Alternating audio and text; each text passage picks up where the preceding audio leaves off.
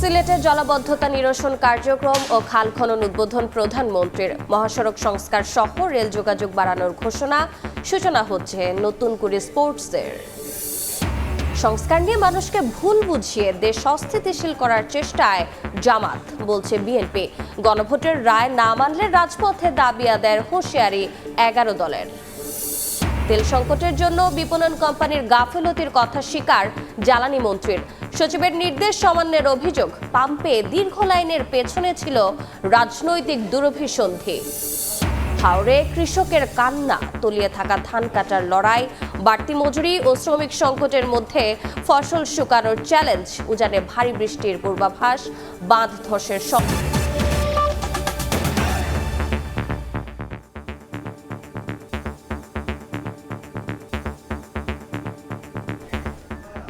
সময় সংবাদের সঙ্গে আছি আমি রোজা চৌধুরী। সিলেট জেলা স্টেডিয়ামে নতুন করে স্পোর্টসের উদ্বোধনী অনুষ্ঠানে বক্তব্য রাখছেন প্রধানমন্ত্রী তারেক রহমান। সরাসরি যাচ্ছি সেখানে। সরকার থেকে আমরা আমাদের দেশের যেই সামর্থ্য আছে, যতটুকু আমাদের ক্যাপাবিলিটি আছে, আমরা আমাদের ছোট বন্ধুদের পাশে আছি। কেউ খেলোয়াড় হবে, কেউ গায়ক হবে, কেউ মিউজিশিয়ান হবে, এক একজন এক একটা হবে। সরকার, রাষ্ট্র তোমাদের পাশে আছে। কারণ ওই যে একটু আগে বলেছি, ভবিষ্যৎ বাংলাদেশ তোমরা, ভবিষ্যতে বাংলাদেশকে নেতৃত্ব দিবে তোমরা। কি বন্ধুরা, ভয় পেয়ে গেলে নাকি? ইয়েস, জোরে বলতে হবে, না ভয় পাইনি আমরা। এই বাংলাদেশ একসময় পরাধীন ছিল। আমাদের পূর্বপুরুষরা এই বাংলাদেশকে স্বাধীন করেছে, যুদ্ধ হাতে, অস্ত্র হাতে যুদ্ধ করে স্বাধীন করেছে। তারপর বিভিন্ন সমস্যা হয়েছে দেশে। আমাদের দেশের মানুষরা, বিশেষ করে তোমাদের মনে আছে 2024 সালের 5ই আগস্ট এই দেশের ছাত্র জনতা এই দেশের মানুষকে আবার স্বাধীন করেছে। আবার আমরা সামনে এগিয়ে চলার পথ পেয়েছি। প্রিয় বন্ধুরা, কাজেই এখন তোমাদের নিজেদেরকে তৈরি করতে হবে। তোমরা ছোট বন্ধুরা সারা বাংলাদেশে যারা আজকে আমাকে দেখছো, তোমাদের প্রত্যেককে নিজেদেরকে তৈরি করতে হবে। তোমরা যত সুন্দরভাবে নিজেদেরকে তৈরি করতে পারবে, তোমরা যত যারা আজকে আমাকে দেখছো, তোমাদের প্রত্যেককে নিজেদেরকে তৈরি করতে হবে। তোমরা যত সুন্দরভাবে নিজেদেরকে তৈরি করতে পারবে, তোমরা যত শক্তিশালী ভাবে নিজেদেরকে তৈরি করতে পারবে।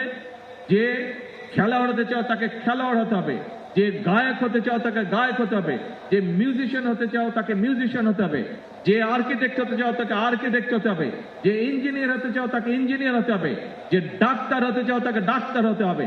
প্রত্যেককে তোমাদের গড়ে উঠতে হবে, তাহলেই বাংলাদেশ গড়ে উঠবে। আগামীর বাংলাদেশ সম্পূর্ণভাবে নির্ভর করছে তোমাদের উপরে।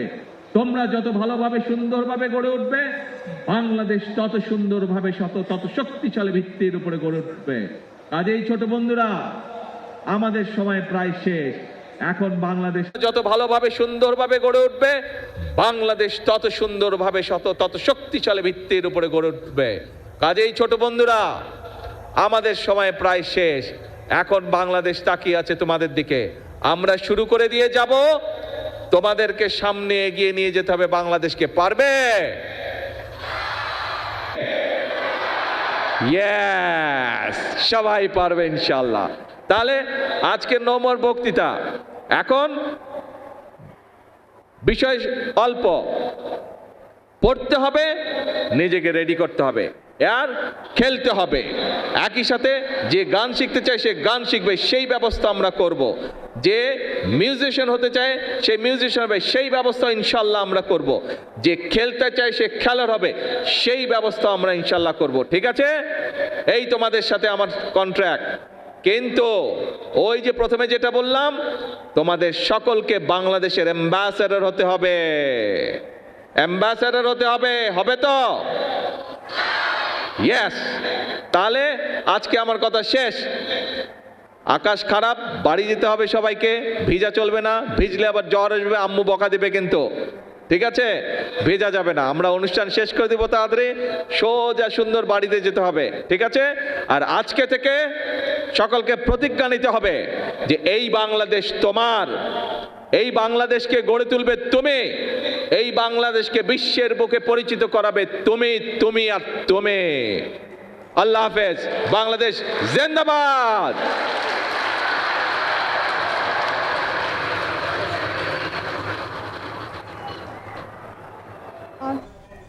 নতুন করে স্পোর্টসের উদ্বোধনী অনুষ্ঠানে বক্তব্য রাখছিলেন প্রধানমন্ত্রী তারেক রহমান। সরাসরি যুক্ত ছিলাম সেখানে।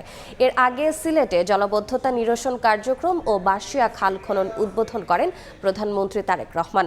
মহাসড়কের বেহাল দশা দূর করা সহ রেল যোগাযোগ বাড়ানোর ঘোষণা দেন তিনি। সরকারের কাজে আস্থা রাখার আহ্বান জানান প্রধানমন্ত্রী। নতুন করে স্পোর্টসের সূচনা করবেন তারেক রহমান। রেজিস্ট্রেশন করেছে 1,30,000 প্রতিযোগী। মিজানুর রহমানের ক্যামেরায় আহমেদ সালেহিনের রিপোর্ট। সরকার গঠনের পর প্রথমবারের মতো সিলেটে প্রধানমন্ত্রী।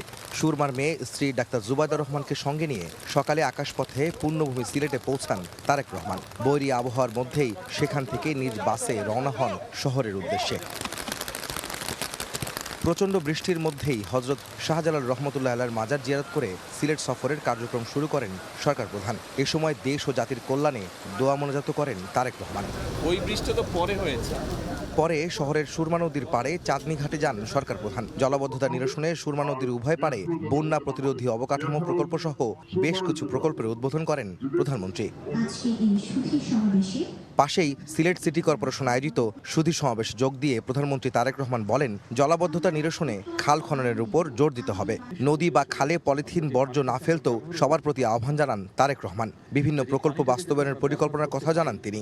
জলাবদ্ধতাও যাতে না হয়, মানুষেরও কষ্ট না হয়, সেটি কৃষির সুবিধার জন্যই হোক, পানিটিকে মানুষের ব্যবহারের সুবিধার জন্যই হোক, আমরা খালগুলো খনন করতে চাচ্ছি দেশে। শুধু সিলেট সিটি কর্পোরেশন নয়, সকল সিটি কর্পোরেশনকে অনুরোধ করব, আপনারা যদি অন্তত আপনাদের এলাকায় সিটি কর্পোরেশনের ভিতরে যে সকল স্কুল আছে সেই স্কুলগুলোতে যদি আপনারা কোনো উদ্যোগ নিয়ে বাচ্চাদেরকে এই বিষয়গুলোতে সচেতন করতে পারেন, তাহলে আমরা ধীরে ধীরে এই কাজটি শুরু করতে পারবো, যে পরিবেশকে আমরা আস্তে আস্তে আস্তে ঠিক করে আনতে পারবো।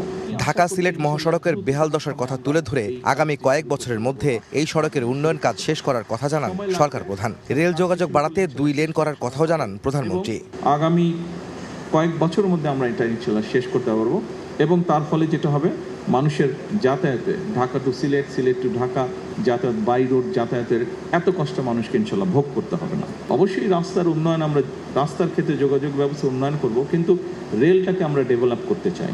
এ ব্যাপারে আমরা চেষ্টা করছি ডবল লাইন কিভাবে করা যায়, ডাবল লাইনের মাধ্যমে এই সমস্যাটার সমাধান করা যায়, দ্রুততর করা যায় ঢাকা সিলেট বা সিলেট ঢাকা রেলওয়ে ব্যবস্থা। বর্তমান সরকারের বয়স খুব কম সময় হলেও প্রতিশ্রুতি বাস্তবায়নে ইতিমধ্যে কাজ শুরু হয়েছে জানিয়ে প্রধানমন্ত্রী তারেক রহমান দেশবাসীকে সরকারের ওপর আস্থা রাখার আহ্বান জানান। 2.5 মাস বয়সে একটি শিশু কিন্তু হাঁটতে পারে না। শিশুটাকে হাঁটতে হলে আরো কিছুদিন অপেক্ষা করতে হয়। বর্তমান সরকারের বয়স 2.5 মাসের মতন। তবে আমরা এরই ভিতরে আমরা যে সকল কমিটমেন্ট দেশের মানুষের সামনে উপস্থাপন করেছিলাম, দেশের মানুষকে আমরা দিয়েছিলাম, সেই কমিটমেন্টগুলো বাস্তবায়নের কাজ আমরা শুরু করেছি। নির্বাচনী প্রতিশ্রুতি বাস্তবায়নের সরকার গঠনের পর থেকে দেশের এ প্রান্ত থেকে ও প্রান্তে ছুটে বেড়াচ্ছেন প্রধানমন্ত্রী তারেক রহমান। তারই ধারাবাহিকতা এবার সিলেটে সরকার প্রধান। বন্যার প্রতিরোধী অবকাঠামো প্রকল্প সহ বেশ কয়েকটি প্রকল্প এই সিলেটে উদ্বোধন করেছেন সরকার প্রধান। তিনি বলছেন, জনগণকে সঙ্গে নিয়েই তার প্রতিটি অঙ্গীকার বাস্তবায়ন করতে চান তিনি। তাই প্রত্যেকের সহযোগিতাও কামনা করেন প্রধানমন্ত্রী তারেক রহমান। এরপর সেখান থেকে বেরিয়ে সদর উপজেলার কাশীপুর ইউনিয়নের বাইশা নদী পুনর্খনন কার্যক্রম উদ্বোধন করেন প্রধানমন্ত্রী তারেক রহমান। এখন তো বর্ষা শুরু হয়ে গেছে, এবছর তো আর শেষ হবে না, কিন্তু এই বছর নভেম্বর থেকে আবার আমরা খাল খনন শুরু করব, শুকনা মৌসুমটা শুরু হলে। আহমেদ সালেহিন, সময় সংবাদ, সিলেট। জামাত সংবিধান সংস্কার নিয়ে মানুষকে ভুল বোঝানোর চেষ্টা করছে মন্তব্য করে বিএনপি মহাসচিব বলেছেন, দেশকে অস্থিতিশীল করার উদ্দেশ্যে আন্দোলন করছে বিরোধীরা। জানান, উচ্চকক্ষে পিআর ও সংবিধান সংস্কার পরিষদ নিয়ে একমত হয়নি বিএনপি। এ বিষয়ে সংসদে সমাধান হবে বলেও জানান মির্জা ফখরুল। সংবিধান সংশোধনের কমিটিতে বিরোধীদের যোগ দেওয়ার আহ্বান তার। শ্রমিক দলের প্রতিষ্ঠাবার্ষিকী উপলক্ষে সকালে শহীদ রাষ্ট্রপতি জিয়া রহমান ও সাবেক প্রধানমন্ত্রী বেগম খালেদা জিয়ার সমাধিস্থলে জড়ো হন নেতাকর্মীরা। নেতৃবৃন্দকে সঙ্গে নিয়ে শ্রদ্ধা নিবেদন করেন বিএনপির স্থায়ী কমিটির সদস্য ও প্রধানমন্ত্রীর উপদেষ্টা নজরুল ইসলাম খান। এ সময় কোনো রাজনৈতিক দল রাষ্ট্রবিরোধী কার্যক্রম করলে বিএনপি নয়, আইন শৃঙ্খলা বাহিনী যথাযথ ব্যবস্থা নেবে বলে জানান নজরুল ইসলাম খান। যে দলটি, এই যে দলের নেতা কর্মীরা তারা এতদিন ধরে জনগণকে নিপীড়ন করেছে, জনগণের সম্পদ লুণ্ঠন করেছে। এই দলটা এবং তাদের নেতা কর্মীদের বাংলাদেশে রাজনীতি করার সুযোগ পাওয়া উচিত না। রাষ্ট্রের বিরুদ্ধে কেউ কোনো কাজ করলে সেটা দেখার দায়িত্ব রাষ্ট্রের যে আইন শৃঙ্খলা রক্ষাকারী প্রতিষ্ঠান আছে, এটা তাদের কাজ, এটা বিএনপির কাজ না। দুপুরে প্রেস ক্লাবে সমমনা জোটের সংবাদ সম্মেলনে যোগ দেন বিএনপি নেতারা। এ সময় সংসদে বিরোধী দলের সহযোগিতার প্রতিশ্রুতি সংসদের বাইরেও রাখার আহ্বান জানান বিএনপি চেয়ারম্যানের উপদেষ্টা জয়নুল আবেদিন ফারুক। পার্লামেন্টের ভিতরে এক কথা বলেন, আবার বাইরে বলেন 15 দিনও সরকারে থাকতে পারবেন না। সরকারের 2.5 মাসের কর্মেই প্রমাণিত হয়েছে ইনশাল্লাহ 5 বছর আরো ভালো কর্ম করে এই সরকার পরিচালনা করতে পারবে। রাজধানীর শেরেবাংলা নগরের এক অনুষ্ঠানে বিএনপি মহাসচিব ও স্থানীয় সরকার মন্ত্রী মির্জা ফখরুল ইসলাম আলমগীর অভিযোগ করেন, জামাত সংবিধান সংস্কার নিয়ে মানুষকে ভুল বোঝানোর চেষ্টা করছে, দেশকে অস্থিতিশীল করার উদ্দেশ্যে আন্দোলন করছে বিরোধীরা। এর সমাধান সংসদে হবে বলেও জানান তিনি। জুলাইয়ের সনদের প্রত্যেকটা জায়গায় আমরা ছিলাম। জামাতের নেতৃত্বে 11 দল, এরা সম্পূর্ণ মানুষকে ভুল বোঝানোর চেষ্টা করছে। তারা এটার উপরে আন্দোলন করছে। উদ্দেশ্যটা কি? উদ্দেশ্য হচ্ছে আবার বাংলাদেশকে ডিস্টেবিলাইজ করা। আমি আশা করব সংবিধানের যে বিতর্ক শুরু হয়েছে সেই বিতর্ক শেষ হয়ে এটা নিয়ে আমরা সামনের দিকে এগিয়ে যেতে পারব। বিতর্ক বাদ দিয়ে অর্থনৈতিক অবস্থার উত্তরণে জাতীয় ঐক্যের আহ্বান জানান বিএনপি মহাসচিব। হাসান ওয়ালি, সময় সংবাদ, ঢাকা। গণভোটের রায় না মানলে রাজপথে দাবি আদায়ের হুঁশিয়ারি দিয়েছে জামাত। জুলাই সনদ বাস্তবায়ন না করা জাতির সঙ্গে প্রতারণার শামিল বলে অভিযোগ দলটির নেতাদের। এদিকে জুলাই সনদ ও গণভোটের রায় বাস্তবায়নের দাবিতে জেলায় জেলায় গণমিছিল করেছে 11 দল। জুলাই সনদ ও গণভোটের রায় ইস্যু নিয়ে সরকারি ও বিরোধী দলের উত্তাপ সংসদ ছাপিয়ে গড়িয়েছে রাজপথে। আন্দোলন চালিয়ে যাচ্ছে জামায়াত, এনসিপি সহ 11 দলীয় ঐক্য। শনিবার বিকেলে জেলায় জেলায় গণমিছিল করে জোটটি। এতে তৃণমূলের জামায়াত, এনসিপি সহ 11 দলের নেতাকর্মীরা অংশ নেন। জুলাই সনদ ও গণভোটের রায় কার্যকর না হলে জনগণকে রাজপথে নেমে আসার আহ্বান জানান তারা। এদিকে পিরোজপুরে উপজেলা ও পৌরসভার সুরা কর্মপরিষদ সদস্যদের কর্মশালায় যোগ দেন জামায়াতের সহকারী সেক্রেটারি জেনারেল মুয়াজ্জম হুসাইন হেলাল। বলেন, জুলাই সনদ বাস্তবায়ন না করা জাতির সঙ্গে প্রতারণার শামিল। জুলাই অঙ্গীকার বাস্তবায়নের জন্য আহ্বান জানাচ্ছি। আর যদি সেটা না করা হয় তাহলে দেশবাসীর সাথে যে প্রতারণা হয় সেই প্রতারণা দেশবাসীর ভিতরে যে হতাশা এবং যে দুঃখের সৃষ্টি করবে। দেশের জনগণ কিন্তু সবসময় তাদের সে অধিকার আদায় করার জন্য যেভাবে রাজপথে অতীতে নেমে এসেছিল, আবারও যদি রাজপথে নেমে আসে তাহলে সেই অঙ্গীকার তারা আদায় করে নেবে ইনশাআল্লাহ। খুলনা প্রেস ক্লাবে এক সেমিনারে বক্তব্য রাখেন জামায়াতের সেক্রেটারি জেনারেল মিয়া গোলাম পরোয়ার। অভিযোগ করেন, জনরায় উপেক্ষা করে ফ্যাসিবাদের দিকে ধাবিত হচ্ছে বিএনপি। আমাদের লিডার অফ দি অপোজিশন যে কথা বলেন যে সরকার ধীরে ধীরে এখন ফ্যাসিবাদের দিকে ধাবিত হচ্ছে, এই কথাটা কি আপনাদের বিশ্বাস হয়?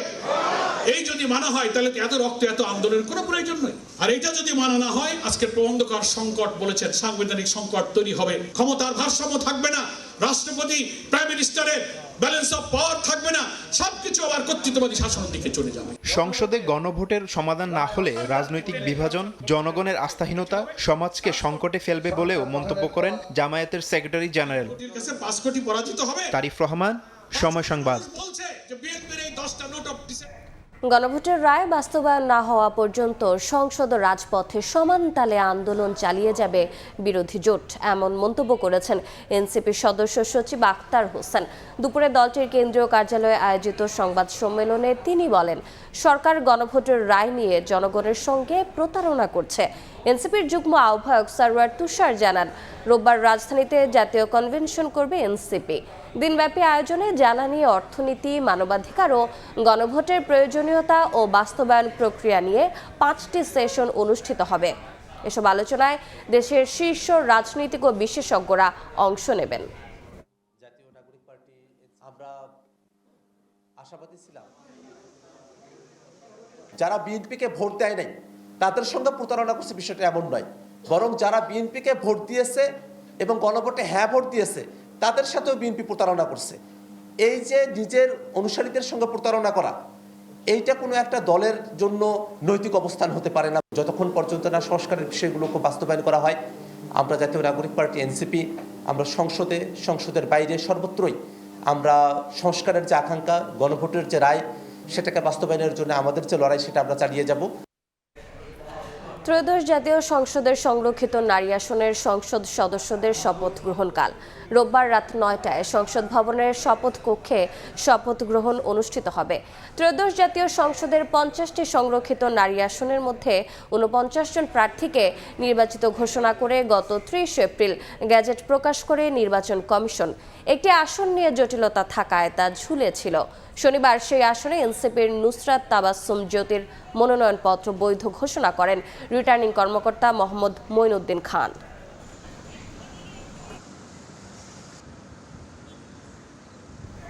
সময় সংবাদে আরও থাকছে। মিনা মুজদালিফায় এবার এক তাঁবুতে ভিন্ন ভিন্ন দেশের হাজি। বিচ্ছিন্ন অবস্থানে বাংলাদেশিদের সেবা দেওয়া নিয়ে শঙ্কা। অন্তর্বর্তী সরকারের গাফিলতিকে দুষছে হাব।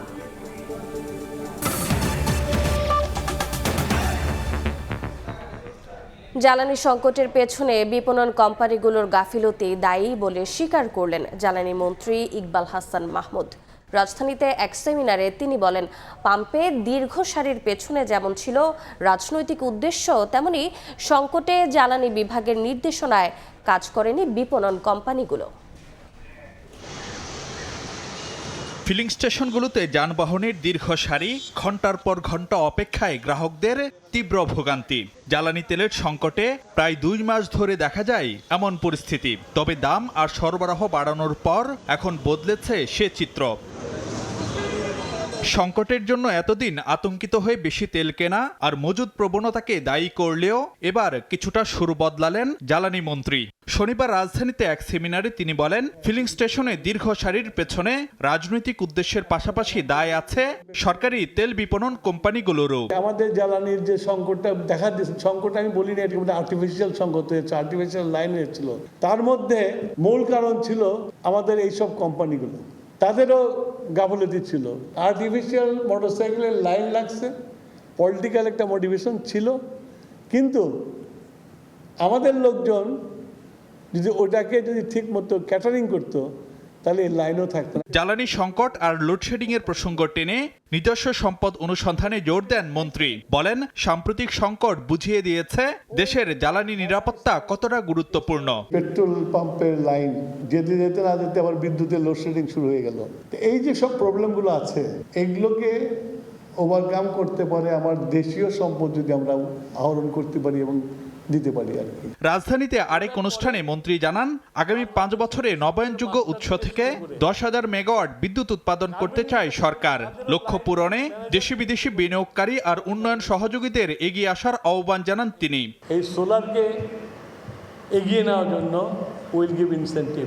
কীভাবে ট্যাক্স কমিয়ে এটা ঠিক করা যায়, যারা সোলারকে ব্যবহার করে বেশি তাদেরকে কীভাবে ইনসেন্টিভ দেওয়া যায়, এগুলো আমরা চিন্তা করছি।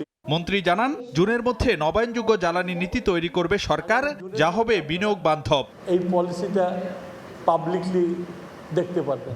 ফারুক ভিয়া, রবিন, সময় সংবাদ, ঢাকা। সারা দেশের থানাগুলোকে দালাল মুক্ত করার নির্দেশ দিয়েছেন স্বরাষ্ট্রমন্ত্রী সালাউদ্দিন আহমদ। দুপুরে রমনা মডেল থানা পরিদর্শনে গিয়ে সংশ্লিষ্টদের এ নির্দেশ দেন তিনি। থানার বিভিন্ন কক্ষ ও হাজতখানা সহ সার্বিক পরিবেশ পর্যবেক্ষণ করেন স্বরাষ্ট্রমন্ত্রী। তিনি থানার ওসি ও ডিউটি অফিসার সহ কর্তব্যরত পুলিশ সদস্যদের খোঁজ খবর নেন। সততা, ন্যায়নিষ্ঠা ও আন্তরিকতার সঙ্গে সাধারণ জনগণকে সেবা প্রদানের জন্য পুলিশ সদস্য সহ সংশ্লিষ্টদের নির্দেশ দেন মন্ত্রী। পুলিশ সদস্যদের মধ্যে কারো বিরুদ্ধে দায়িত্বে অবহেলা ও দুর্নীতির অভিযোগ প্রমাণিত হলে কঠোর ব্যবস্থা নেওয়া হবে বলেও সতর্ক করেন স্বরাষ্ট্রমন্ত্রী।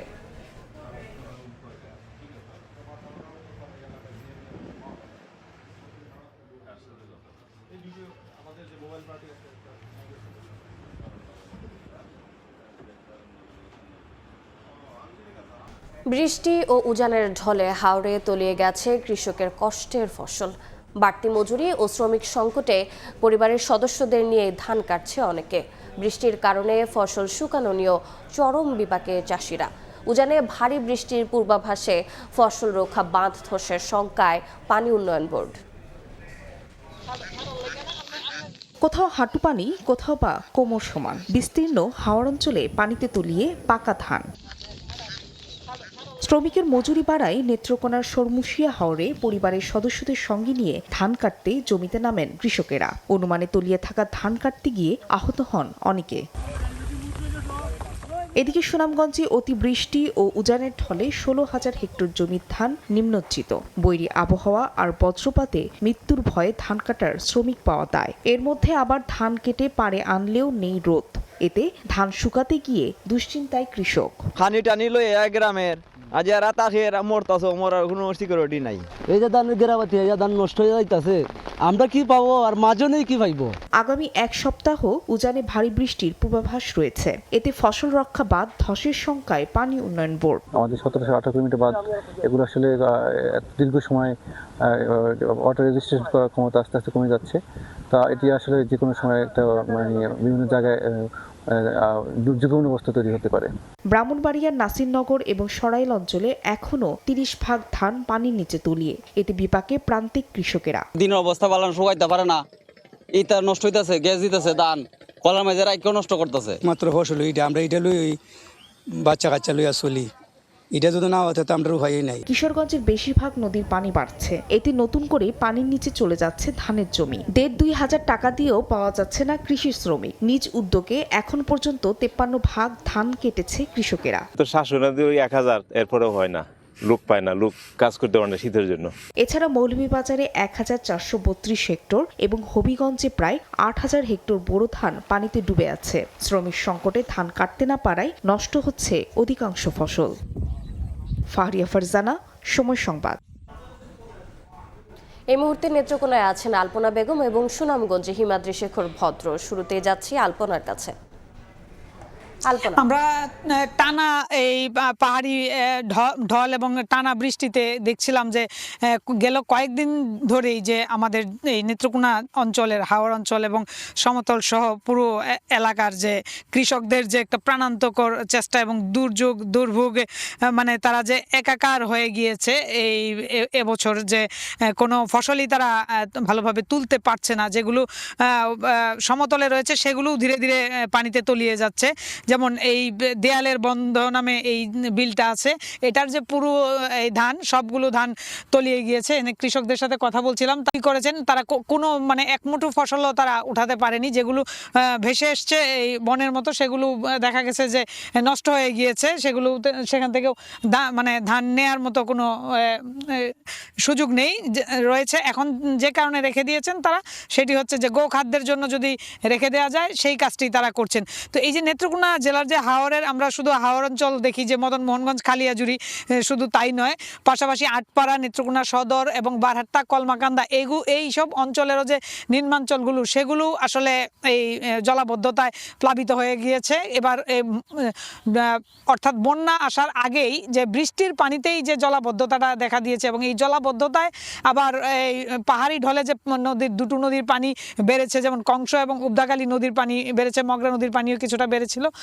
তো এই যে নদীর পানি বেড়েও আবার একটা চাপ সৃষ্টি করেছে, সেজন্য দেখা গিয়েছে অন্যদিকে আবার আবহাওয়াও খুব খারাপ অবস্থা। যেমন আজকে ভোরবেলা থেকেই একটানা বৃষ্টি ছিল, সারাদিন গুড়ি গুড়ি বৃষ্টি এবং যে বজ্রপাত ছিল, সব মিলিয়ে আসলে কৃষকদের যেটুকু ধান তুলে নেওয়ার চেষ্টা করছেন তারা, সেটিও তাদের জন্য কষ্টসাধ্য হয়ে গিয়েছিল। তো নেত্রকোনা জেলার যে হাওর অঞ্চলের যে ফসলের এই ছিল আমার কাছে সর্বশেষ। আমরা চলে যাব সুনামগঞ্জ, সেখানে রয়েছেন হিমাদ্রি শেখর ভদ্র। সুনামগঞ্জের দেখার হাওরের নিয়ে যে অব্যবস্থাপনা এবং উন্নয়নের যে সেটা বাস্তবে যে প্রতিফলিত হয়নি এটাই দেখা যাচ্ছে। কারণ এখন হাওরে কখন এরকম জলাবদ্ধতা তৈরি হয়নি এবং এখন যে জলাবদ্ধতা তৈরি হয়েছে সেটা 100 বছরের ইতিহাসে এই প্রথমবারের মতো হাওরের প্রায় 16,000 হেক্টর জমির ফসল পানিতে তলিয়ে গেছে। বিভিন্ন সরকার বিভিন্ন সময় হাওরবাসীকে বিভিন্ন প্রতিশ্রুতি দিয়েছেন, কিন্তু হাওরবাসীর উন্নয়নে সুপরিকল্পিতভাবে কোনো পদক্ষেপ গ্রহণ করে নাই, যার দরুন কৃষকের পাকা ধান ধান চলিয়ে গেছে এবং কৃষকরা প্রায় 16,000 হেক্টর জমির ফসল তলিয়ে গেছে। এতে প্রায় 80,000-এর মতো কৃষক ক্ষতিগ্রস্ত হয়েছেন এবং 300 কোটি টাকার ফসল নষ্ট হয়েছে। আপনারা যদি দেখেন যে হাওরের যে চিত্র, এই চিত্রটা আসলে এখন দেখার কথা ছিল না। হাওরে এখন পানি থই থই করার কথা ছিল না। হাওরে তো এখন সোনালি ধান দুল খাওয়ার কথা ছিল, কিন্তু হাওরের সোনালি ধানের পরিবর্তে এখন হাওরের ঢেউ দুল খাচ্ছে। সেটাই একটা দুর্ভাগ্যজনক ইতিহাস হাওরবাসীর জন্য রচিত হয়েছে।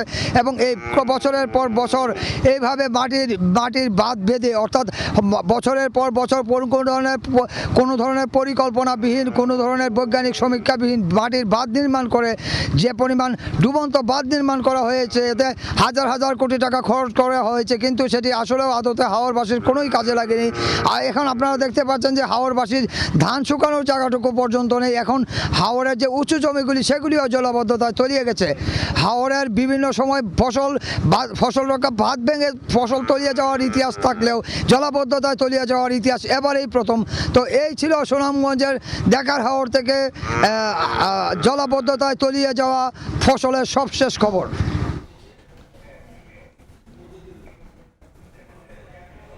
সরাসরি যুক্ত ছিলাম সুনামগঞ্জ এবং নেত্রকোনায়। রাজধানীতে এখনই জলাবদ্ধতায় বর্ষা মৌসুম নিয়ে বাড়ছে দুশ্চিন্তা। পানি নিষ্কাশনের 1700 কোটি টাকার প্রকল্প নিয়েছে 2 সিটি। তবে ড্রেন ও বক্স কালভার্ট নির্মাণে ধীর গতিতে ভোগান্তি পোহাতে হচ্ছে নগরবাসীকে। নগর পরিকল্পনাবিদ বলছেন, পরিকল্পনা ও সমন্বয় ছাড়া কাজে আসবে না কোনো প্রকল্পই। বিস্তারিত সাইফুল ইসলামের ছবিতে রায়দুল ইসলাম শুভর রিপোর্টে। টানা বৃষ্টিতে তলিয়ে গেছে রাজধানীর নিউ মার্কেট, রাজারবাগ, ধানমন্ডি সহ বেশ কয়েকটি এলাকা। কোমর সমান পানিতে জলাবদ্ধতার চরম ভোগান্তিতে পড়তে হয় নগরবাসীকে। এ চিত্র গেল বছরের হলেও চলতি মৌসুমে মে মাসের প্রথম দিনের বৃষ্টিতে হাঁটু সমান পানিতে রাজধানীর রাজারবাগ সহ বেশ কয়েকটি এলাকা। প্রতি বছর বর্ষা এলেই তড়িঘড়ি করে বেশ কিছু কার্যক্রম হাতে নেয় ঢাকার 2 সিটি কর্পোরেশন। চলতি মৌসুমে জলাবদ্ধতা নিরসনে সড়ক ও ড্রেনেজ সংস্কারের কাজ শুরু করেছে মিরপুর কাজীপাড়া এলাকায়। 1 মাস ধরে চলা খোঁড়াখুড়িতে কোথাও ভেঙেছে বৈদ্যুতিক খুঁটি, কোথাও আবার সরু বাসে খোলা ড্রেন পাড়ি দিতে ঘটছে দুর্ঘটনা। এটা তো আসলে আরেকটু সতর্কতার সঙ্গে কাজটা করলে ভালো হতো। আমি গতকালকেও দেখেছি একজন পড়ে গেছে। আসলে এই রোডটা আমি মনে করি যে খুব দ্রুতই এটা করা উচিত, ঠিক করা উচিত। এলাকাবাসীর খুব পুরনো পাইপ অক্ষত থাকা সত্ত্বেও বসানো হচ্ছে নতুন পাইপ। পার্থক্য মাত্র 6 ইঞ্চি, যা দিয়ে সহজেই বের হবে না ময়লা আবর্জনা। অথচ এই কাজের টেন্ডারের জন্য ঢাকা উত্তর সিটি কর্পোরেশন বরাদ্দ দিয়েছে 12 থেকে 38 কোটি টাকা। ড্রেনটা পরিষ্কার করলে রাস্তাটা ক্লিয়ার হয়ে যেত। পাইপগুলো বসাচ্ছে যে পাইপ থেকে এটার যে আরো বড় পাইপ বসাইতো, তা তো না, একই পাইপের অবস্থা। ফ্লোটা আগে ক্লিয়ার করতে হবে। যদি ওই মাথা দিয়ে পানিটা না যায়, আপনি সারা বছর যদি পানি এটা পরিষ্কার করেন, তাতে কিন্তু বেনিফিট আসবে না। 2024 থেকে 26 এই 2 অর্থ বছরে বাজেট নথি বলছে, রাজধানীর জলাবদ্ধতা নিরসন, ড্রেনেজ ব্যবস্থা এবং খাল উন্নয়ন ও রক্ষণাবেক্ষণ খাতে 2 সিটি কর্পোরেশন মিলে প্রায় 1700 কোটি টাকা বরাদ্দ ধরা হয়েছে। 2 সিটি কর্পোরেশন বলছে, বিগত সময়ের অনিয়ম কাটিয়ে নতুন করে জলাবদ্ধতা নিরসনে কাজ করছেন তারা। খাল এবং ড্রেনেজ অব্যাহতভাবে পরিষ্কারের মধ্যে ক্লিন করার চেষ্টা করছি। দীর্ঘ 15 বছরে পরিষ্কারই হয়নি। এটা নিয়ে আমরা কয়েকদিন আগে করার চেষ্টা করেছি, সেটা আস্তে আস্তে করছি। যদি করে থাকে তাই সে ছাড় পাবে না, বলছে এটা আমার জন্য একটা সুবিধা হবে তার বিরুদ্ধে ব্যবস্থা নেওয়ার জন্য। পরিকল্পনাবিদ বলছেন, জলাবদ্ধতা নিরসনের নামে শত শত কোটি টাকা খরচ করলেও ফল পাওয়া যাবে না। এর জন্য প্রয়োজন পরিকল্পনা, সমন্বয় ও কঠোর জবাবদিহিতা। শত শত কোটি টাকা যাচ্ছে, কিন্তু আমাদের যে এই পুরো নেটওয়ার্কটাকে তৈরি করা, ব্যবস্থাপনা করা, ময়লাগুলো জমে না থাকে সেটা করা, সেই দিকে কোনো ধরনের আগ্রহ নাই। আমরা এই ধরনের নজির তৈরি করতে পারিনি। বারবার আমরা নতুন প্রকল্প নেওয়ার দিকে আগ্রহ। তাহলে যারা দুর্নীতি করেছেন, যাদের কারণে আমাদের ভোগান্তি, তাদেরকে অবশ্যই আইনের আওতায় দ্রুত আনা উচিত। সরকারি বাজেট বিশ্লেষণ করে দেখা যায়, ঢাকার এই জলাবদ্ধতা নিরসনে প্রায় 2 অর্থ বছরে খরচ করা হয়েছে 2 থেকে 2,500 কোটি টাকা, যার বাস্তবিক ফল এই হাঁটু পরিমাণ পানি, আবার কোথাও কোমর পরিমাণ পানি। সরকারি এসব কাগজে কলমের প্রকল্পের বাস্তবিক ফল কিন্তু কোনোই পাচ্ছে না নগরবাসী। বিশেষজ্ঞরা বলছেন যে এইসব প্রকল্প যদি জবাবদিহিতার আওতায় আনা না হয়, তাহলে রাজধানীর যে জলাবদ্ধতার দীর্ঘদিনের সমস্যা তা কখনোই নিরসন করা সম্ভব নয়। রায়দুল ইসলাম শুভ, সময় সংবাদ, ঢাকা। কাল থেকে শুরু হচ্ছে 4 দিন ব্যাপী জেলা প্রশাসক সম্মেলন। রাজধানীর ওসমানী স্মৃতি মিলনায়তনে সম্মেলনের উদ্বোধন করবেন প্রধানমন্ত্রী তারেক রহমান। নতুন সরকারের কাছে জনগণের প্রত্যাশা নিয়ে আলোচনার মাধ্যমে সম্মেলনে বিভিন্ন সিদ্ধান্ত নেওয়া হবে বলে জানিয়েছেন মন্ত্রিপরিষদ সচিব নাসিমুল গনি। জেলা প্রশাসকরা যাতে রাজনৈতিক প্রভাবমুক্ত হয়ে কাজ করতে পারেন সে ধরনের প্রস্তাবনা রয়েছে বলেও জানান তিনি। সচিবালয়ের সংবাদ সম্মেলনের সার্বিক তথ্য তুলে ধরা হয়। নির্ধারিত অধিবেশন ছাড়াও রাষ্ট্রপতি, স্পিকার ও প্রধান বিচারপতির সঙ্গে সাক্ষাৎ করবেন জেলা প্রশাসকরা। So is also the parliament. আর রাষ্ট্রপতি সভা জনগণের কাছে বর্তমান যারা সরকার আছেন তাদের জবাবদিহির একটা প্রসঙ্গ আসছে। তারা চাচ্ছেন যে তাদের সুবিধা মতো তারা প্রশাসন গুছিয়েছেন, জেলা প্রশাসক নিয়োগ হয়েছে, সবাই যোগদান করেছে। তাদের সাথে ইন্টারাকশন করা, যে কি কি কাজ করতে চাচ্ছি আমরা, কেন করতে চাচ্ছি, এর অন্তর্নিহিত উদ্দেশ্যটা কি, কিভাবে আমরা এটা অ্যাচিভ করতে চাই এবং কি স্পিডে অ্যাচিভ করতে চাই, সমগ্র প্রশাসন যন্ত্রের উপরে একটা বিস্তৃত ব্যাখ্যা এবং যাতে বোঝাপড়ার কোনো গ্যাপ না থাকে। গণমাধ্যমের স্বাধীনতা নিশ্চিতে সংবাদ মাধ্যম এবং সরকার পক্ষের মধ্যে ভারসাম্য নিশ্চিত করতে হবে বলে মন্তব্য করেন তথ্যমন্ত্রী জহিরুদ্দিন স্বপন। বিশ্বমুক্ত গণমাধ্যম দিবস উপলক্ষে নর্থ সাউথ বিশ্ববিদ্যালয়ের গণমাধ্যম ও সাংবাদিকতা বিভাগের এক গোলটেবিল আলোচনা সভায় এ মন্তব্য করেন মন্ত্রী। সাংবাদিকতার শিক্ষার্থীদের সঙ্গে নিয়ে তথ্য মন্ত্রণালয়ের দক্ষ স্টেক হোল্ডার হিসেবে সরকারের কাজ করার পরিকল্পনা আছে বলেও জানান তিনি। দেশের মুক্ত গণমাধ্যম নিশ্চিতে গণমাধ্যম স্বাধীনতার সুযোগ চালুর প্রস্তাবও করা হয়েছে আলোচনায়। সরকার যেমন কর্তৃত্ব প্রকাশ করতে চায়, এটা যেমন সত্য সঠিক করেছে এবং খুব জঘন্যভাবে করেছে, এট দ্য সেম টাইম এটাও কিন্তু সত্য যে এই গণমাধ্যমের শিল্পের মালিক পক্ষ গণমাধ্যমের ক্ষমতাকে তার অন্য ব্যবসার কাজে লাগিয়েছেন। সরকার যেমন জোর করে ক্ষমতা রক্ষা করার কাজে লাগিয়েছেন, অনেক মালিকরাও কিন্তু এটাকে কাজে লাগিয়েছেন তার বিদেশ পাচারের টাকা অথবা অন্য অবৈধ উপায়ের টাকা এটাকে বৈধতা দেওয়ার জন্য। হাম ও উপসর্গে 24 ঘন্টায় মৃত্যু হয়েছে 4 জনের। হাসপাতালে ভর্তি হয়েছে 1024 জন। এদিকে চিকিৎসা নিয়ে সুস্থ হয়ে বাড়ি ফিরে আবার অসুস্থ হচ্ছে অনেক শিশু। এ অবস্থায় সুস্থ হওয়ার পর প্রথম 1.5 মাস শিশুকে বেশি যত্ন ও ভিটামিনযুক্ত খাবার খাওয়ানোর পরামর্শ দিয়েছেন চিকিৎসকরা। এদিকে 4 থেকে 6 বছরের শিশুদের আক্রান্তের সংখ্যা বাড়ায় উদ্বিগ্ন অভিভাবকরা।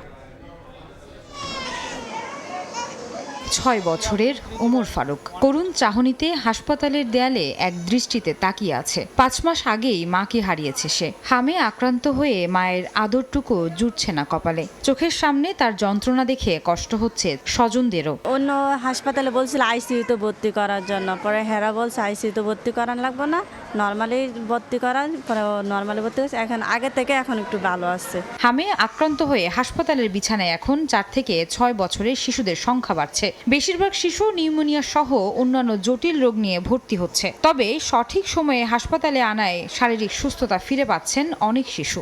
প্রথম রয়েছে, এরপর বোনে রয়েছে, তখন এই জায়গায় আনছি, এখন ট্রিটমেন্ট চলতে আছে। হামের থেকে এখন নিউমোনিয়াটাই রয়েছে, হাম ভালো হয়েছে, নিউমোনিয়া একটু বেশি, তো এটা সময় লাগবে বলছে। চিকিৎসা নেওয়ার পরেও কিছু শিশু আবারও হাসপাতালে ভর্তি হচ্ছে। চিকিৎসা নেওয়ার প্রথম 1.5 মাস স্বাস্থ্যবিধি মেনে সতর্ক হয়ে চলার আহ্বান জানান চিকিৎসকরা। এটা ভাইরাল ডিজিজ, এটা রোগ প্রতিরোধ ক্ষমতা একদম কমে যাচ্ছে। এই জন্য ভালো হয়ে গেলেও 1 থেকে 1.5 মাস কিন্তু ওর ইমিউনিটি আগের অবস্থায় ফিরে আসতে সময় লাগে। 1 থেকে 1.5 মাস এই সময়টা কিন্তু ওর ইমিউনো সাপ্রেসড কন্ডিশনেই আছে। এই সময় একটা ভালো হলেও বাড়িতে গিয়ে দেখা যাচ্ছে অন্য আরেকটা আক্রান্ত হচ্ছে। সুস্থ হয়ে বাড়ি ফেরা শিশুদের রোগ প্রতিরোধ ক্ষমতা বাড়াতে পর্যাপ্ত ভিটামিন ও প্রোটিনযুক্ত খাবার গ্রহণের পরামর্শ চিকিৎসকদের। আয়েশা সিদ্দিক, সামিয়া, সময় সংবাদ, ঢাকা। রাজধানীর ফুটপাতে চাঁদাবাজি বন্ধে হকারদের আইডি কার্ড দেওয়া হবে বলে জানিয়েছেন ঢাকা দক্ষিণ সিটির প্রশাসক আব্দুস সালাম। এতে সড়কে শৃঙ্খলা ফিরবে বলে আশা প্রকাশ করেন তিনি। এদিকে সমন্বিত উদ্যোগের মাধ্যমে উন্নয়ন প্রকল্পের কাজ এগিয়ে চলছে বলে জানান সড়ক পরিবহন প্রতিমন্ত্রী হাবিবুর রহমান। কোদাল হাতে মাটি খুঁড়ে বাসাবো হক সোসাইটির প্রবেশ মুখে রাস্তার ভিত্তিপ্রস্তর স্থাপন কাজের উদ্বোধন করেন ঢাকা দক্ষিণ সিটি কর্পোরেশনের প্রশাসক আব্দুস সালাম এবং সড়ক পরিবহন ও রেলপথ প্রতিমন্ত্রী হাবিবুর রশিদ হাবিব। গত 2 মাসে বিরোধী দল সরকারের কাজের গতি দেখে ভয় পাচ্ছে বলে মন্তব্য করেন ঢাকা দক্ষিণ সিটির প্রশাসক। জানান, রাজধানীর ফুটপাতে চাঁদাবাজি বন্ধে হকারদের আইডি কার্ড দেওয়া হবে। সড়কে শৃঙ্খলা ফেরাতে এমন উদ্যোগ গ্রহণ করা হয়েছে বলে জানান তিনি। 2 মাসে এত কাজ করে ফেলছে মাননীয় প্রধানমন্ত্রী, তারা ভয় পাইতেছে 5 বছরে যদি এত কাজ করে ফেলে এই পর্যন্ত কাজের দিকে আর কেউ তাকাবে না। এই জন্য সরকারকে তারা বিপথে চালিত করতে চায়। চাঁদাবাজি বন্ধ করার জন্য আমরা কার্ড দিয়েছি, আমরা নাম্বার প্লেট দিয়েছি যাতে চাঁদাবাজি চাঁদা কাউরে না দিতে হয়। এদিকে ঢাকা 9 আসনের সংসদ সদস্য এবং সড়ক পরিবহন ও রেলপথ প্রতিমন্ত্রী হাবিবুর রশিদ হাবিব বলেন, সমন্বিত উদ্যোগের মাধ্যমে এলাকার উন্নয়ন প্রকল্পের কাজ এগিয়ে চলছে। আমাদের এই যে দেখেছেন অলিতে গলিতে যেগুলি ওয়াসার রোড আপনি গেলে দেখতে পাবেন সেগুলো কাজ শুরু হয়ে গেছে। আমরা আসলে সমন্বিতভাবে যেখানে সুযোগ পাচ্ছি সেখানে আমরা কাজ করার চেষ্টা করছি। রাজধানীর বাসাবো এলাকার রাস্তাগুলো দীর্ঘদিন সংস্কারের অভাবে বেহাল দশায় পরিণত হয়েছে। এতে স্থানীয় ও পথচারীদের তীব্র ভোগান্তি পোহাতে হচ্ছে। শাহিন আলম, সময় সংবাদ, ঢাকা।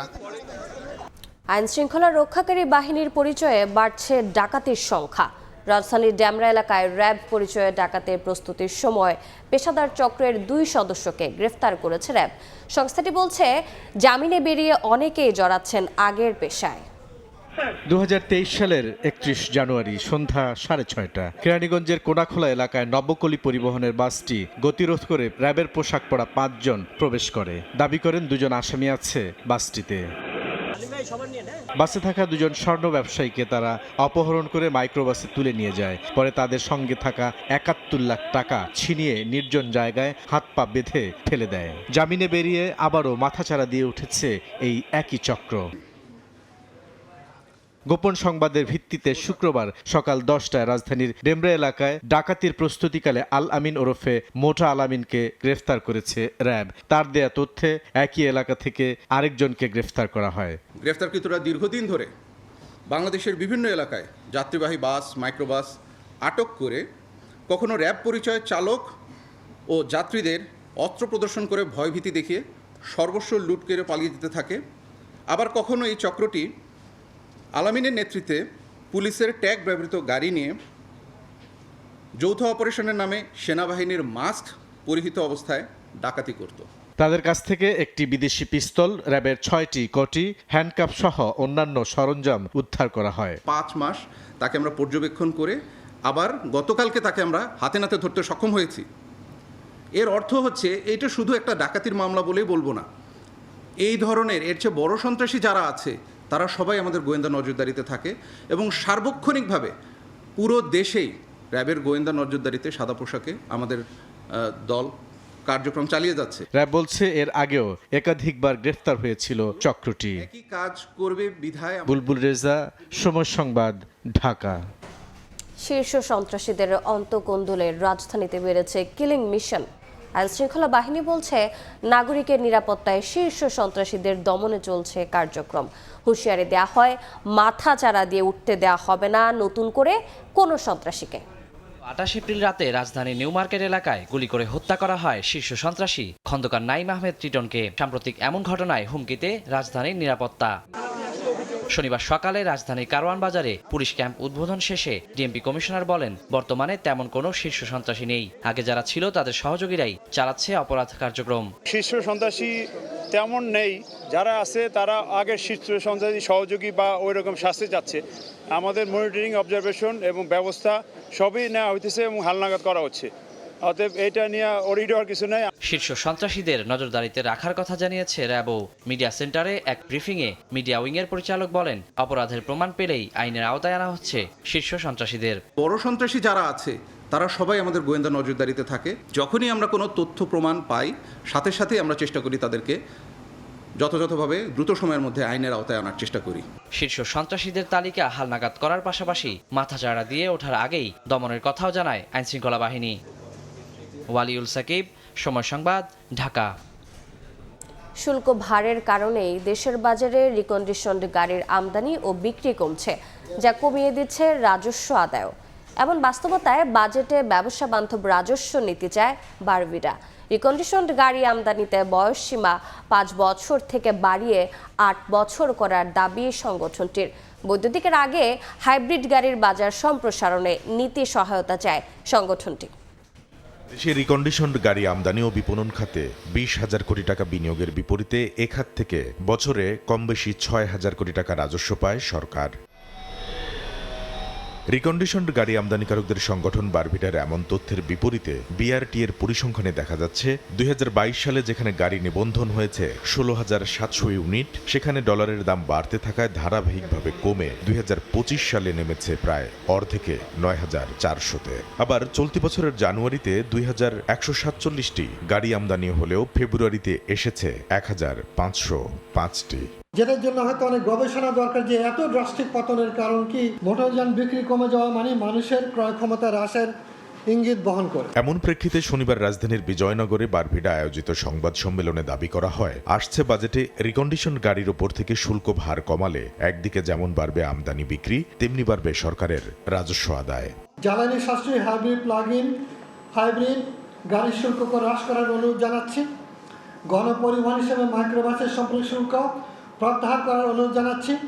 ইলেকট্রিক গাড়ি শিল্পে সরকার প্রদত্ত সুবিধা ও প্রণোদনার প্রেক্ষিতে জাপানের রিকন্ডিশন ইলেকট্রিক গাড়ি আমদানিতে কর হার হ্রাস করার অনুরোধ জানাচ্ছি। এ সময় মধ্যবিত্তের ক্রয় ক্ষমতা বিবেচনায় আমদানিযোগ্য রিকন্ডিশনড গাড়ির বয়স সীমা 5 থেকে বাড়িয়ে 8 বছর করার দাবি জানানো হয়। ব্রিটেনের মতো দেশে তারা গাড়ি উৎপাদন করে, অনেকগুলো গাড়ি কোম্পানি আছে, তারপরেও তারা বয়স সীমা নির্বিশেষে গাড়ি আমদানির অনুমতি দেয়। ইমিশন স্ট্যান্ডার্ড সেটা নির্ধারণ করা উচিত। ভ্যাট আদায় ভোগান্তিতে পড়ে যেন কোনো ব্যবসায়ীর ব্যবসা বন্ধ না হয়ে যায়, সেদিকে সরকারের সুদৃষ্টি চায় বারবিডা। চট্টগ্রামের 90% গাড়ির ব্যবসায়ী তো অডিটে এমন ভাবে তাদেরকে বেড়াজালে ফেলা হচ্ছে, সীমাহীন হয়রানির শিকার। আমাদের ব্যবসায়ীরা যেন হয়রানি না হয় এই বিষয়ে আপনারা একটু দেখবেন। নতুনের নামে নিম্নমানের গাড়ি যেন দেশের বাজারে না ঢুকে, সেদিকেও সরকারকে কঠোর নজর রাখার দাবি সংগঠনটির। নিম্নমানের গাড়ি দিয়ে কিন্তু সয়লাভ হয়ে যাচ্ছে। কামরুল হাসান সবুজ, সময় সংবাদ, ঢাকা। এবার হজ যাত্রায় ভোগান্তি না থাকলেও মিনা মুজদালিফায় অবস্থানকালে সেবা নিয়ে শঙ্কায় খোদ হজ এজেন্সিগুলোর সংগঠন হাব। একই তাঁবুতে বিভিন্ন দেশের নাগরিকদের থাকার ব্যবস্থা করার কারণেই এমন শঙ্কা সংগঠনটির। এজন্য সৌদি সরকারের অনলাইন বুকিং সিস্টেমকে দায়ী করছে ধর্ম মন্ত্রণালয়। তবে হাব বলছে, নির্ধারিত সময়ের মধ্যেই প্রতি হজ যাত্রীর জন্য 3.5 লাখ টাকা দিলেও জমা দিতে দেরি করে অন্তর্বর্তী সরকার। এতে বিচ্ছিন্ন হয়ে অবস্থান করতে হবে হজ পালনকারীদের। সমাধানে এখনও আলোচনা করে যাচ্ছে সরকার ও হাব। কাজল আব্দুল্লাহর রিপোর্ট। চলতি বছর কোনো ঝামেলা ছাড়াই আল্লাহর সান্নিধ্যে মক্কার উদ্দেশ্যে যাত্রা করছেন মুসল্লিরা। দীর্ঘ সময়ের এই কাফেলায় সৌদি আরব পৌঁছে স্বস্তির সঙ্গে মহান রবের নিকট আরাধনা করবেন, এমন প্রত্যাশায় হাজিরা। এখানে যেভাবে সেবা পেলাম, ইনশাআল্লাহ আমরা ওইখানেও হয়তো ওইভাবে সেবা পাবো, সে আশা নিয়ে আছে। আমরা বাঙালি খাবার খেতে চাই, কারণ আমরা যদি ওখানে গিয়ে অন্য খাবার খেতে হলে আমরা অসুস্থ হয়ে যাব, আমরা আমাদের ইবাদত ঠিকমতো করতে পারবো না। তবে অনেকটা শঙ্কা তৈরি হয়েছে সৌদি সরকারের অনলাইন সিস্টেম নিয়ে। হজের নানা কার্যক্রমের মধ্যে জিলহজ মাসে মিনা ও মুজদালিফায় অবস্থান করতে হয় 4 থেকে 5 দিন। অন্য বছর একটি তাঁবুতে এক দেশের হাজিদেরই রাখা হতো, কিন্তু চলতি বছর অনলাইন বুকিং সিস্টেমে এক তাঁবুতে রাখা হবে বিভিন্ন দেশের হাজিকে। নতুন নিয়মে বিচ্ছিন্ন হয়ে অবস্থান করতে হবে এক এজেন্সির হাজিদেরও। এতে বিশেষ করে খাওয়া সহ বিভিন্ন সেবায় বিঘ্ন ঘটার শঙ্কা দেখছে হাব। এখানে একটা চ্যালেঞ্জ আছে যে ওখানে যে মোয়াল্লেমেরা যে খাওয়ার করে, তারা যদি আপনার খাওয়াটা যদি বাঙালিদের জন্য আলাদা পাক করে আর নাইজেরিয়ার জন্য বা অন্য দেশের জন্য আলাদা পাক করে, তাহলে কোনো সমস্যা হবে না। ধর্ম মন্ত্রণালয় বলছে, দ্বিপাক্ষিক চুক্তি থাকায় এই পদ্ধতি থেকে বের হয়ে আসা কঠিন। আগে আমরা একই এরিয়াতে আমাদের সবগুলো এজেন্সির তাঁবু ছিল, এবার ওই রকম না যে একটা জোনের মধ্যে, কিন্তু জোনের মধ্যেই দেখা যাচ্ছে যে আমাদের হয়তো 3টা তাঁবু আছে, এর মধ্যে দেখা যাচ্ছে আবার অন্য একটা দেশের হয়তো 2টা তাঁবু আছে, এরপর আবার আমাদের তাঁবু আছে, এরকম হয়েছে। আসলে এটি তো একদম তাদের অনলাইন সিস্টেম এবং তারা প্রত্যেকের সঙ্গে চুক্তি করেছে। তবে হাব সভাপতির অভিযোগ, 6 মাস আগে অন্তর্বর্তী সরকার তাঁবু ও কোরবানি ফি বাবদ প্রতি হাজির জন্য 3.5 লাখ টাকা নির্ধারিত সময়ে জমা না দেয় তৈরি হয়েছে এই জটিলতা। এটা সরকারের মাধ্যমে আমরা তাঁবুটা সরকারের খাতে আমরা টাকাটা দিয়ে দিচ্ছি, কিন্তু সরকার ডিউ টাইমে টাকাটা এবছর দেয় নাই, না দেওয়ার কারণে আমরা তাঁবুটা বিচ্ছিন্নভাবে পাইছি, একগুচ্ছভাবে আমরা পাইনি। আমাদের সরকার পক্ষ থেকে এ বিষয়ে একটা আধা সরকারি পত্র প্রেরণ করা হয়েছে। হাবের দাবি, হজের দ্বিপাক্ষিক ইস্যুগুলোর বিষয়ে ধর্ম মন্ত্রণালয়ের সংশ্লিষ্ট বিভাগের কর্মকর্তারা বেশি অভিজ্ঞ। সঠিক সময়ে টাকা জমা না দেয় ভোগান্তির দায় এড়াতে পারেন না তারাও। কাজল আব্দুল্লাহ, সময় সংবাদ, ঢাকা। ইরান যুদ্ধের মাঝেও মধ্যপ্রাচ্যে জনশক্তি রফতানি বাড়িয়েছে বাংলাদেশ। চলতি বছরের প্রথম 4 মাসেই বৃহত্তর চট্টগ্রাম থেকে রফতানি হয়েছে ৭৪,০০০-এর বেশি জনশক্তি। বিস্তারিত জানাচ্ছেন কমল দে।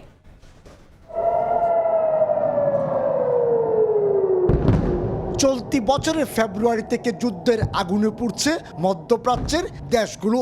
সৌদি আরব, আরব আমিরাত, ওমান, কাতার এবং কুয়েতের মতো দেশগুলো হলো বাংলাদেশের জনশক্তি রপ্তানির মূল অঞ্চল।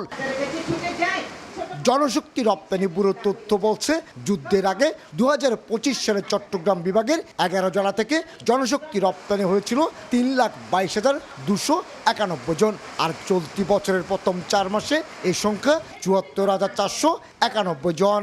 যুদ্ধের কারণে কিছুটা স্লো গতি হওয়াতে আমাদের কিন্তু যাচ্ছে, সৌদি আরবে বেশি যাচ্ছে, আর অন্যান্য বিভিন্ন ইউরোপ কান্ট্রি তো আমাদের মোটামুটি পর্যাপ্ত পরিমাণে যাচ্ছে। গত বছর জনশক্তি রপ্তানিতে শীর্ষস্থানে ছিল কুমিল্লা, এরপর ব্রাহ্মণবাড়িয়া এবং চতুর্থ স্থানে ছিল চট্টগ্রাম। জনশক্তি রপ্তানির ক্ষেত্রে চিটগংয়ের ট্রেন্ডটা হচ্ছে মিডল ইস্ট ভিত্তিক। প্রথম যদি ধরেন ইউনাইটেড আরব এমিরেটস, তারপর হচ্ছে সৌদি আরবিয়া, দেন হচ্ছে ওমান। কিন্তু বর্তমানে এই 3টা দেশে ভিসা জটিলতা দেখা দিয়েছে। অস্থিরতার মাঝেও চট্টগ্রামের বাসিন্দারা জীবিকার সন্ধানে ছুটছেন মধ্যপ্রাচ্যের দেশগুলোতে। কাতারের পরিস্থিতি সব দেশের চেয়ে মোটামুটি ভালো। সৌদি আরব যেতে যাচ্ছি, এখানে আমার বোনের হাজব্যান্ড আছে। বছরে 3 থেকে 4 বিলিয়ন মার্কিন ডলার রেমিটেন্স পাঠায় বৃহত্তর চট্টগ্রামের 11 জেলার প্রবাসীরা। কমল দে, সময় সংবাদ, চট্টগ্রাম। দেশের বাইরের খবর, সংঘাত অবসানে ইরানের দ্বিতীয় প্রস্তাব প্রত্যাখ্যান করেছেন মার্কিন প্রেসিডেন্ট ডোনাল্ড ট্রাম্প। তেহরানের সঙ্গে চুক্তিতে পৌঁছানোর ব্যাপারে সন্দেহ প্রকাশ করেছেন তিনি। বলেন, সমঝোতা না হলে ফের যুদ্ধ শুরু হবে। এমন পরিস্থিতিতে তেহরানকে টোল দিয়ে হরমুজ প্রণালীতে চলাচলকারী জাহাজকে নিষেধাজ্ঞার আওতায় আনার হুঁশিয়ারি দিয়েছে যুক্তরাষ্ট্র। এদিকে ইরানে অবিস্ফোরিত মার্কিন বোমা নিষ্ক্রিয় করতে গিয়ে IRGC-র 14 সদস্য নিহত হয়েছেন।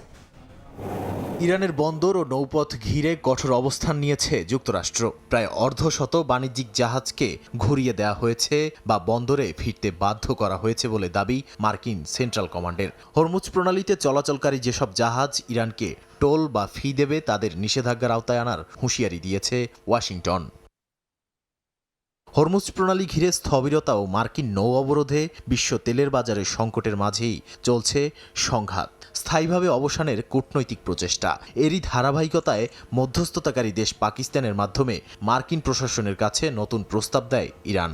তবে তাতে সন্তুষ্ট নন বলে জানিয়েছেন প্রেসিডেন্ট ডোনাল্ড ট্রাম্প। তিনি সাফ জানিয়েছেন, ওয়াশিংটনের শর্ত অনুযায়ী অগ্রগতি না হলে যুদ্ধ থামবে না।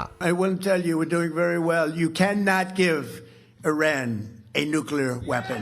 They would use it on a place called Israel very quickly, and they would use it in the Middle East, and they'd use it in Europe, and I guess we'd be next, and it's not going to happen. Don't worry about it.